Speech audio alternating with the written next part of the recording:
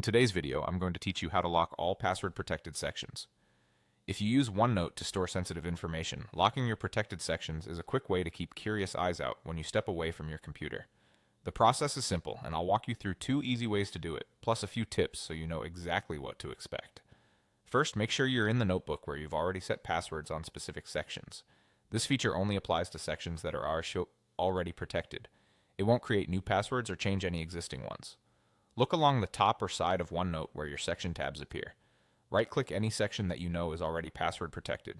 In the menu that opens, choose Password Protect this section. A password protection pane will appear. In that pane, you'll see an option called Lock All. Click Lock All, and OneNote will immediately lock every section in this notebook that currently has a password. This is a great one-click way to secure multiple areas at once without going into each section individually. There's also a faster method if you prefer keyboard shortcuts.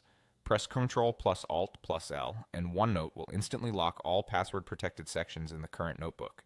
It's perfect for those moments when you're getting up from your desk and need to secure things right away. This shortcut is available in OneNote on Windows. If you're using another platform, the behavior may differ. A few important notes to keep in mind. Locking affects only sections that already have passwords, and only within the notebook you're currently viewing. If you switch to another notebook, you'll need to repeat the command there. After locking, when you click a protected section, OneNote will prompt you for the password before showing its pages. That's how you can confirm the lock is active. Also, OneNote may auto-lock protected sections after a period of inactivity depending on your settings, but the Lock All command gives you immediate control whenever you need it. If you don't have any sections protected yet, the Lock All option won't do anything until you set passwords on the sections you want to secure.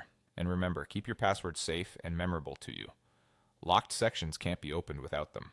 That's it. Either use the password protection pane's Lock All button or press Ctrl plus Alt plus L for a quick universal lock across your protected sections in the current notebook.